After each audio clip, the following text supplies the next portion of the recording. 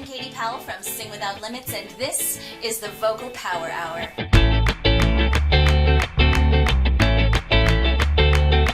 Today, I'm going to show you how to find one of the coolest superpowers that you possess. A vocal magic trick to make you sound like you are belting in the stratosphere.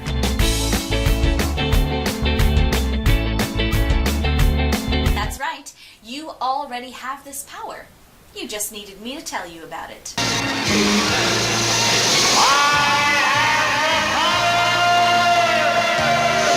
Sorry, I had to. Now when I say belting in the stratosphere, let me clarify what I mean. I would consider the stratosphere anything like an E or an F or higher.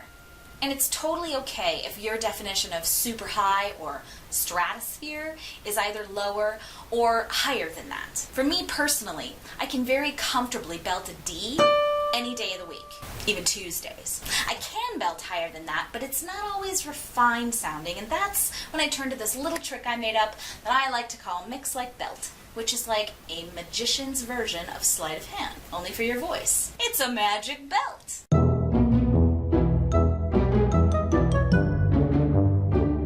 No.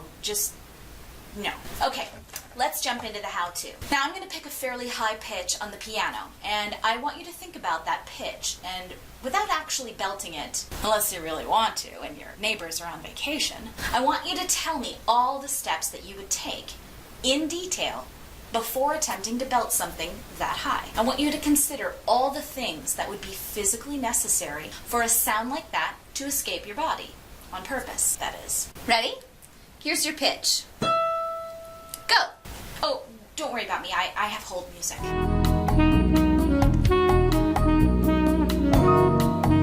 And we're back. Now, here are the steps that I would take and the things that I'd need to consider. Number 1, I'd need a big, huge breath. Number 2, I'd make sure my feet were really grounded and that I was balanced and stable. Number 3, I'd start the sound with a sneaky H because it's so high. Number 4, my mouth would be open so wide and my jaw so dropped. Biggest ever for sure. Massive mouth. Number 5, my nose would surely scrunch up.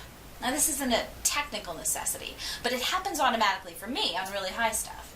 Number 6, the sound would be incredibly loud. Number 7, I'd probably cry a little bit at the beginning of the pitch just to soften the blow of how harsh it may sound. That's a pretty long list. Was your list similar?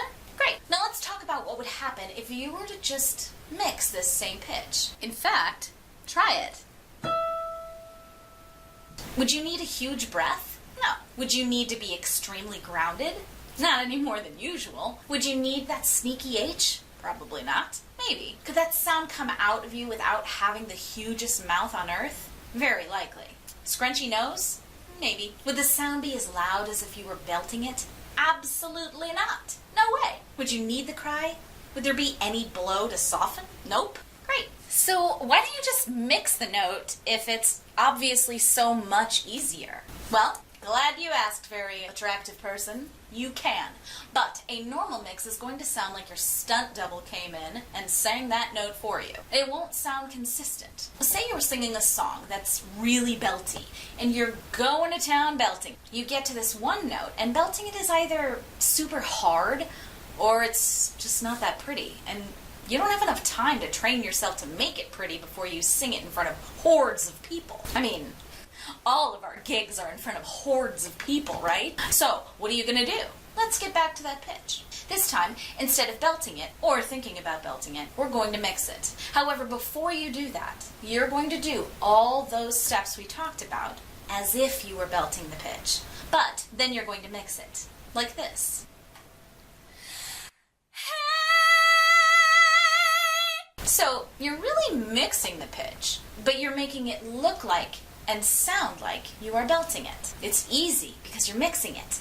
But if you make it look as easy as it is, your cover's blown. And that's why we pretend. Now, if you set it up to look like you're going to belt this amazingly high note, and you make it look like it's incredibly hard to do it, and you give it enough volume to be believable to be the same as your belt, you've got it made. Now you try it.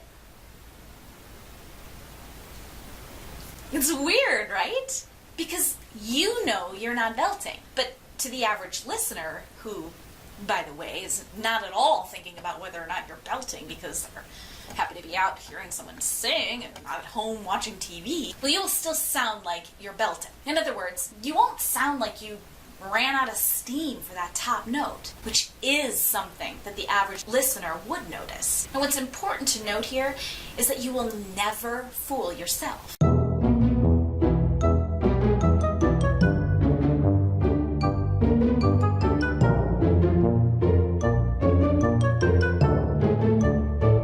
A mix like belt is always a conscious decision, and you will be the only one who knows you're doing something tricky, unless I'm there. That's the goal anyway.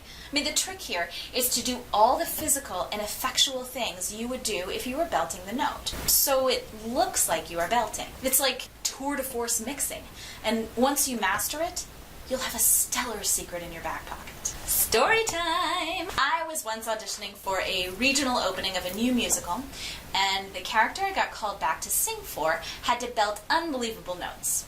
Now, I found a copy of the soundtrack and had practiced the song at home zillions of times so that I could master it before going in there to do it for the composer and the lyricist who were doing the casting. But because it was a callback for a new musical, they decided to take a minute to go through the music with me first to make sure that I knew the song. Now, in this case, I decided I'd use a mix like belt while we were just in learning mode of the song.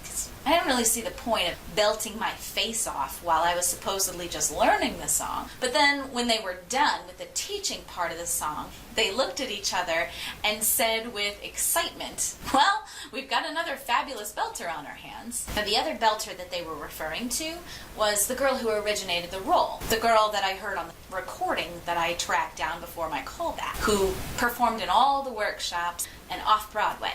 Anyway, like a total dork, I was concerned that they thought that that was my belt, and I wanted to make sure they knew I was planning to belt it after we did the sing-through. Now, they looked at me with big, bugged-out eyes like I was some kind of alien. The lyricist said to me, "That wasn't your belt?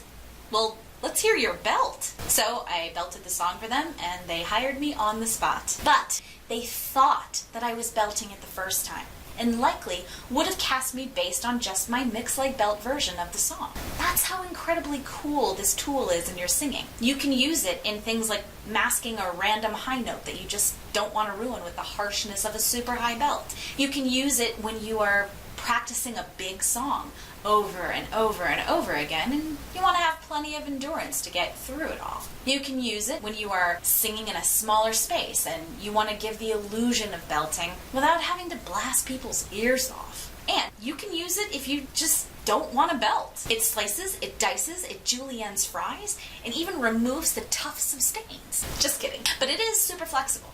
Now I'm going to leave you with an exercise to help beef up this mix-like belt capability.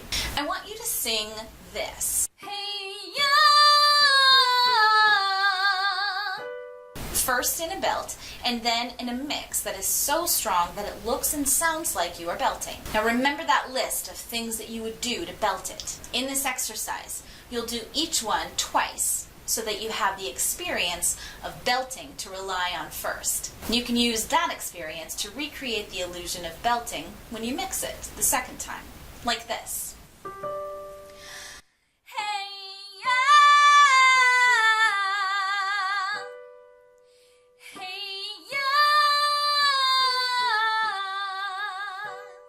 You do it.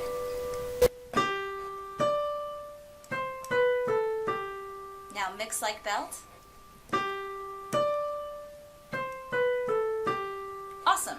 Now belt it. Now mix like belt.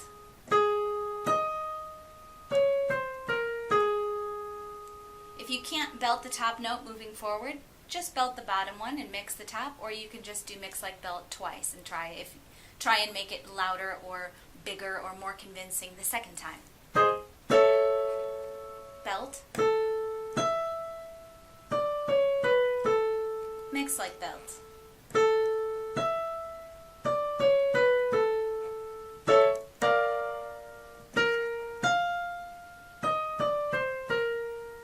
Mix like belt.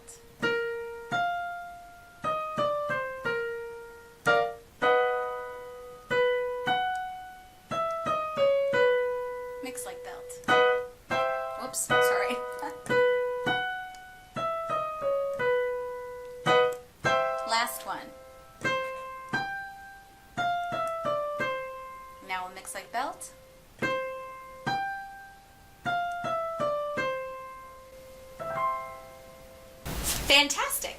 As always, I believe that the safest and best way to make sure that you are singing right is to check with a pro. And hey, I'm offering you that for free.